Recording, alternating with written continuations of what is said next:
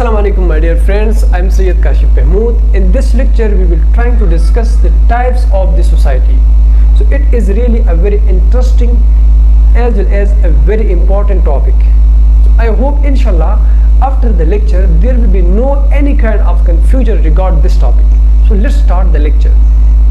Before talking about each of the type of the society, let me tell you that this classification which I have already mentioned it like A, B and C, it is on the basis of different reasons. The first one, which is A, this classification is on the basis of change, whether the society will love to accept change or not. So on the basis of this we are having static society, dynamic society and folk society. So let's discuss the static society at first. Static society is that kind of society which adopt less or no change. Static society is that type of society which accept or adopt less or no change. Even the word static tell us there's something which is in the state of rest and which don't want to change. So this word can be applied here. We can say that static society is that kind of society which don't want to move forward. This kind of society will love to be in its own state or in its own position. So such kind of society are known as static society. We are having the example like nomadic herder. These nomadic herder, they don't want to accept change. They are not interested to become doctor, to become engineer. They are just happy with their own lifestyle. After the static society, now let's discuss the dynamic society. The dynamic society are that society which will love to adopt change and modification.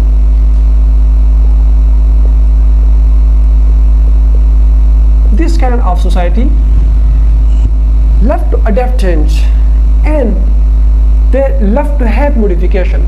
Even the word dynamic represents something in the state of motion. So this kind of society, they will love to change, they will love to move forward. They will not happy to be in the state of rest or static.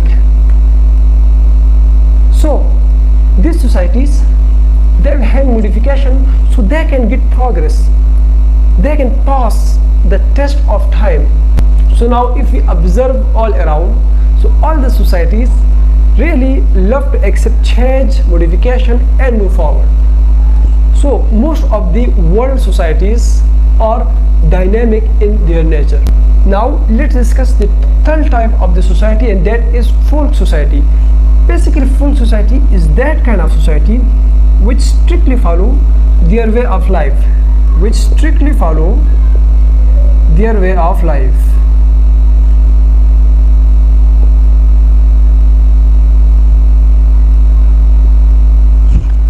So that society which is happy with their own way of life and happy too much that they're strictly following that and don't want to change that. So such society are called folk society.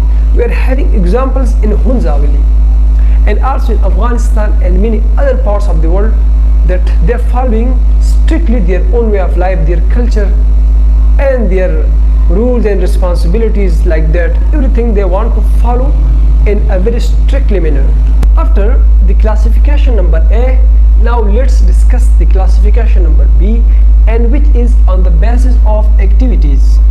It can be on the basis of many other factors, but the most important one is activities. So the people of these societies, they are having different kind of activities, on the basis of which we are having a rural society and urban society.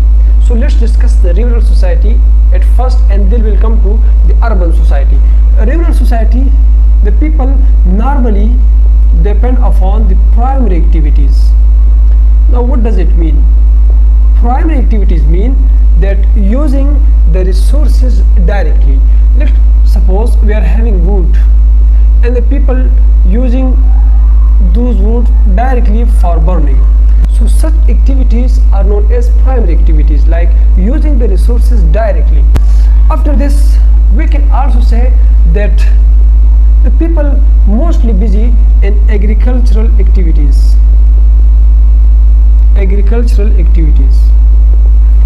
And with this, the people mostly be native.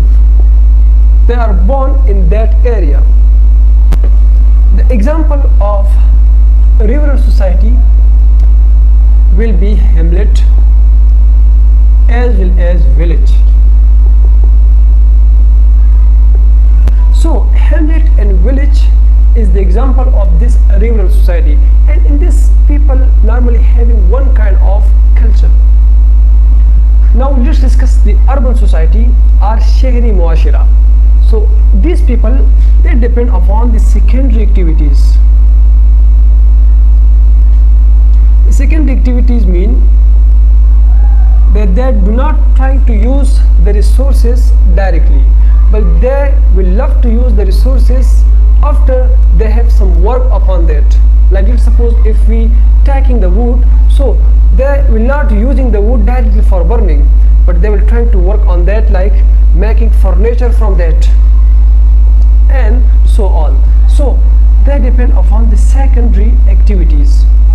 As we have discussed that the rural society, they are based upon the agricultural activity, but these are on the basis of industrial and commercial activities. So we can say they depend upon the industrial activities. They are industrialized people.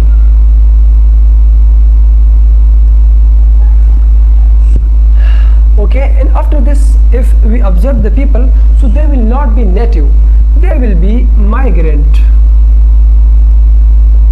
Migrants are those people who having migration from other parts to this area. So they will having migrants, and the examples can be city, town and metropolis. I hope it will be clear to all of you. Now let's come to the last classification, that is classification number C, and this classification is based upon religion. Whether the society is religious or non-religious. So we are having two types of society. One is religious society and the second one is secular society or non-religious society.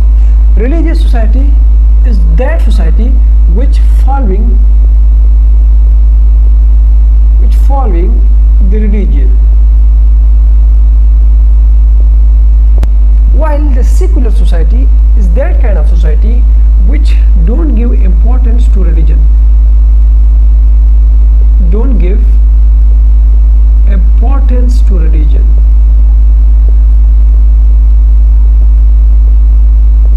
So such societies are known as secular society.